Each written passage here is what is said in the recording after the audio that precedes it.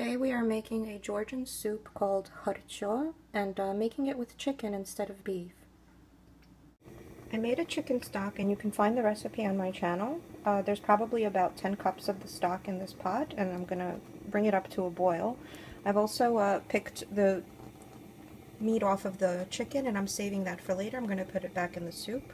And I also have some oil heating in my skillet, to which I'm going to add, I have oh my gosh, I'm sorry about that glare. I have about 4 onions that I've chopped finely. But you can have more or less onion. And I'm going to saute this for a little while and then I'll show you the next step. While my stock comes to a boil, I also have about 3/4 cups of basmati rice that I've rinsed and drained. I rinsed it well under cold water several times. And now I have it sitting in a little bit of cold water. About the stock, traditionally the soup is made with a beef stock, but you can make it with chicken or with lamb. My husband prefers it with chicken. I prefer it with beef. If you were going to make it with beef, you would just make a stock the same way I make my chicken stock, but with like beef bones and maybe some beef ribs. And you would pick off the meat from the bones and use it the same way I'm going to use the chicken. So my stock is boiling, and I'm just going to, I've drained the water, most of it, from the rice. I'm just going to add it to the stock. And you want to make sure to use a long grain rice, definitely not like a sushi rice or something with a high gluten content, because you don't want it to get mushy. And you can add more or less rice depending on how thick you like your soup. And I never really measure, so I never know how thick my soup is going to come out, but I don't mind. It's all good. So now my onions have softened. And I'm going to add my carrots, the 2 shredded carrots that I have here. I'm going to mix them in and let them soften a little, and then I'll show you the next step. They've softened, and I don't want my onions to caramelize. Some people like to caramelize them. I don't. They have a little bit of a golden color. And now I have a 28-ounce can of whole peeled tomatoes that I roughly chopped. I don't have the liquid in here, just tomatoes. I mean, you don't have to go crazy draining it completely, but I'm just going to cook them for a little while. And then I'm going to put this mixture into my stock. My tomato, carrot, and onion mixture here has sauteed for a few minutes. The tomatoes have kind of changed color. I'm going to add this to the stock, and then I'll show you the next step. Oh, and by the way, if you wanted to, you could use fresh tomatoes. I would peel them, so what you want to do is throw them in some boiling water for about a minute. Put a little X on them, like on the top of the tomato, and then you take them out of the boiling water, and it makes them easier to peel. So I would peel them and probably seed them, cut them up, and saute, but I find that this works just fine with canned tomatoes. So I've added that tomato, onion, and carrot mixture into my soup, and I realized just by looking at it that it was a little too thick for my liking. So if you don't want a thick soup, you might want to go with half a cup of rice, but what I ended up doing was just adding a little more stock. Now I'm going to show you some key ingredients here.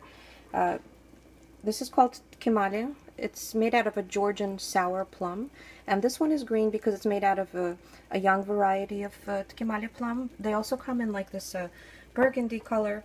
It's quite a tart sauce. It's delicious. It has some herbs and spices in it, and I think it's important to find it and add it. You can find it online. I saw it on Amazon.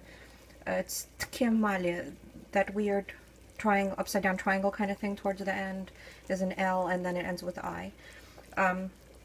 If you can't find it, you could replace it with some lemon juice to make it tart. And then I'm going to add one more ingredient that you may be able to find easier, and I'll just show you in a minute. But I'm going to add the tkemali, and I'm not measuring. I'm eyeballing probably a 1/4 cup. I'm going to taste it and see if I like how it tastes. Now the next ingredient is pomegranate molasses. And again, I'm going to eyeball it. If you can't find the molasses, you can add some pomegranate juice. Again, eyeball it and taste it and see if you like it.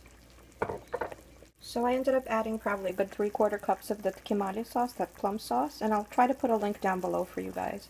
And a 1/4 cup of the pomegranate molasses. It's really a matter of how sour you like your soup. It's quite tangy. So now I'm going to let this cook for just a little tiny bit longer. The rice is basically done, I think. And I'm going to add some garlic and herbs and spices, and I'll show you that in a second. So now I'm going to add these herbs, and you can find the recipe for it on my channel. It's called khmeli suneli. This is a very typical Georgian spice mix, and it's delicious, but you really can't make the soup without it. It really gives it an original flavor. You can buy it online if you don't want to make your own. It's called khmeli suneli. I'll try to link it down below for you guys. And I'm going to let this cook mix it in and let it cook for a little bit longer. So the amount of khmeli suneli that you add is up to you. Add as much or as little as you like. Add a little bit, taste it, see if you like the flavor. If you want more, add more. After you add your khmeli suneli, you can put your chicken back in the soup. You just want to warm it through, and then I'll show you the next step. So now I've turned it off, and I'm going to add some crushed garlic. There's probably 3 tablespoons. Again, do it to your liking, to your taste. Now, some people add walnuts to their kharcho, and it's very common in Georgian cuisine to add ground walnuts or finely chopped walnuts. And if you wanted to, and I sometimes do, it's delicious. Don't knock it till you try it. You could add about 3/4 cups, a whole cup of either finely ground or chopped walnuts. And you would add it at the same time as the chicken. So now I've added the garlic, and I'm going to add a whole giant bunch of cilantro. And if you don't like cilantro, you can leave it out or use parsley instead. But again, Georgian cuisine really loves their cilantro. And then I have about a half a bunch of fresh dill that I also chopped up. And I'm going to mix that together, and that's it. So here it is, our finished kharcho. I really hope you enjoy.